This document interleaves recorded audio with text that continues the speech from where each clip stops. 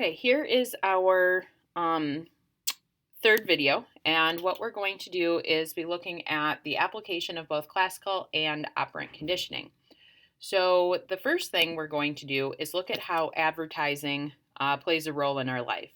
So what advertisers like to do is they want to have you associate their product with a specific feeling, because if they can get that feeling associated with the product, that is going to motivate you to buy their product.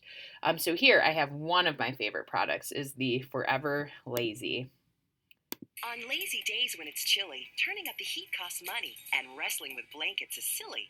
This one's too big, that one's too small, and a blanket can't cover it all. If you want to stay warm, you need Forever Lazy, the one-piece, lie-around, lounge-around, full-body lazy wear that covers you from head to toe in soft, warm fleece. Just slip it in, zip it, and get lazy.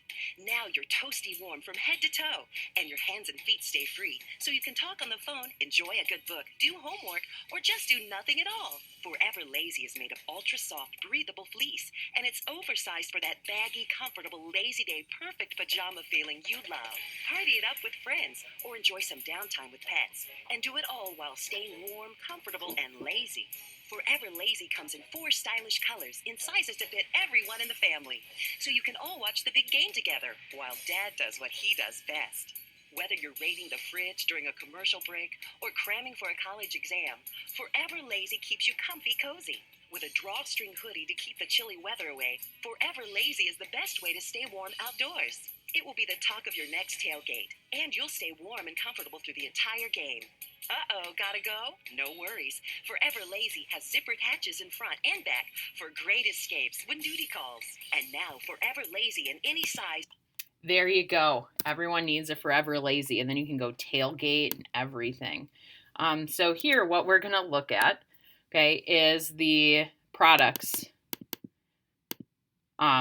classical conditioning principles. So if you can think, and I'll have you hit pause before I give you the answers.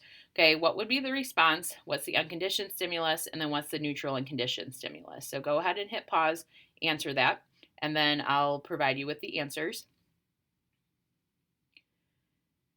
So here, what the company is trying to do is to get you to have a response of comfort. Comfort is going to be, or something along those lines with comfort. The unconditioned stimulus then is going to be warmth. Okay, so if you are warm, you naturally feel comfortable. So the product is always going to be the conditioned stimulus. So I want you to go find an advertisement and see if you can apply the UCR, CR, CS, UCS. And again, the product will always be the neutral and conditioned stimulus. What you have to identify is what's the response and what is the unconditioned stimulus. Now, the next part we're looking at is therapy. So for therapy, the first part that we're looking at is systematic desensitization. And I have hard copies of an article on the front table for you. And I'd like you to take that. And I want you to read the article and see if you can identify the 3 steps that are part of systematic desensitization. Then as you continue reading, you'll see some applications with spiders and with germs. Okay, so again, you can pause this, read the article, and then come back and take notes. So now that you've read the article, okay, there's two parts that we want to look at that make up systematic desensitization. And the first is that this is a type of gradual exposure therapy. So in behavioral therapy, the goal is to change behaviors. So here, trying to change the behavior of them going by a spider because they're not demonstrating fear anymore. We can also kind of look at this as a counter conditioning. So what is happening here is that the original conditioned response is fear to the spider. We're trying to change the conditioned response to be neutral, okay, or unafraid. Okay, so again, the conditioned response, the spider remains the conditioned stimulus. We're trying to change the response. So rather than associate with anxiety and fear, want to associate it with a neutral feeling, a relaxed feeling, and again, changing that response. So here are the 3 steps to get from the article. Okay, so here's how systematic desensitization works. Step 1 is to learn relaxation techniques. So the individual needs to learn how to handle the stress and how to relax and bring that stress level down. That has to be done first. Secondly, is to create the hierarchy. So in the previous picture, you could see that the maybe bringing in looking at a picture of a spider was relatively low. Having a spider crawl on somebody's arm was really high. So create the hierarchy. And then after that is to implement and take action. So actually go through the hierarchy and have the individual do the different steps. So this is a type of therapy that can be used for phobias, potentially OCD. Excuse me, and it's based off of classical conditioning. The next type of therapy is aversive conditioning, and I'm going to have you change something slightly here. Okay, so it's associating a stimulus with a aversive response or a negative response. It would be new, so if you already wrote this, go ahead and in parentheses write negative after response. So rather than, I'll just bring up the alcohol example. So if somebody has alcoholism, they've learned to associate alcohol with a positive response, maybe happiness, let's say. Okay. And what we're trying to do is to have them associate it with a negative response. So there's a drug that if people take the drug and then they drink alcohol, they become really ill.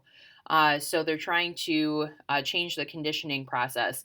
And instead of having the UCR be happiness or relaxation, they're looking at the UCR to be, or excuse me, the conditioned response to be nausea.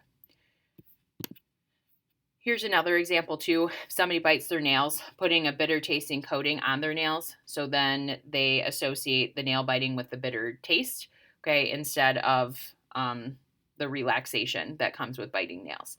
Okay, the negatives here, okay, is that for somebody with aversive conditioning, let's say in the alcohol example, is that the person could just stop taking the drug and then they wouldn't get sick anymore.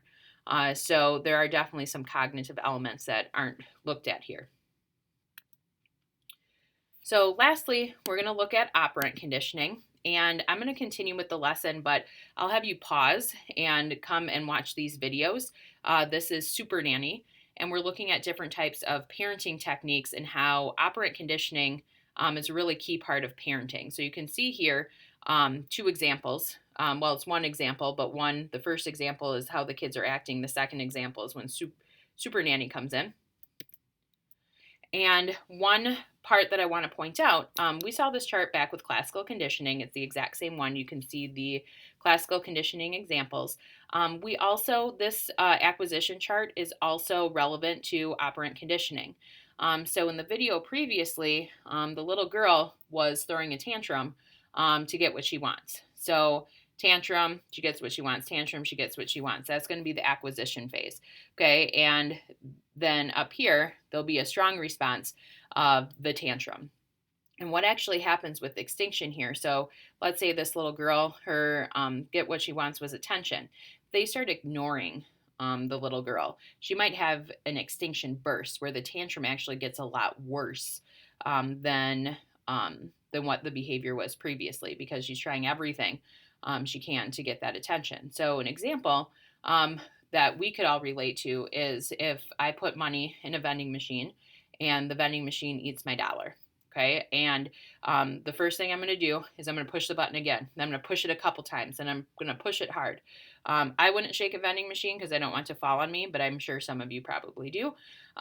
So that's an extinction burst, and then I eventually just walk away, and that's going to be extinction. So we definitely want to take a look at that.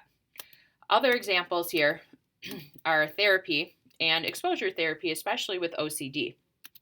So with OCD, anxiety is the stimulus and the behavior is a compulsion. So what's happening is negative reinforcement. If somebody thinks they have germs on their hands, they're going to wash their hands, which is the behavior. It removes the anxiety of thinking there's germs on their hands.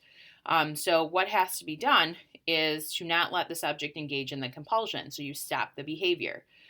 So in this example, if somebody is, there was an example, a case study of a woman who would turn on and off the light switch, and she had to do it a specific way.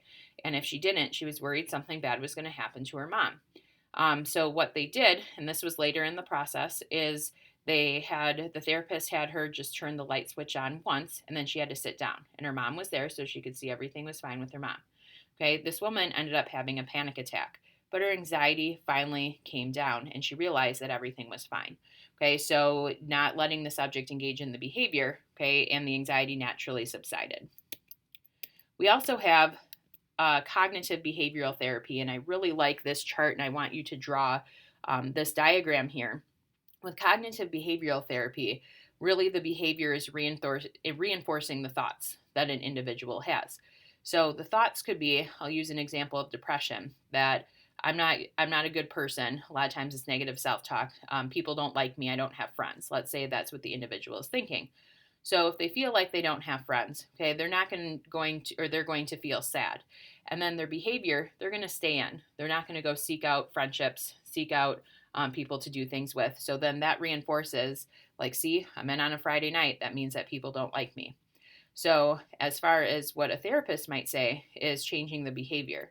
You have to contact a friend and make plans to go get coffee on Saturday, and you can't cancel the plans. So what happens then is that behavior, your friend says yes, okay, and then the thoughts, well, my friend did say yes, so maybe my friend wants to hang out with me, and then the cycle kind of restarts.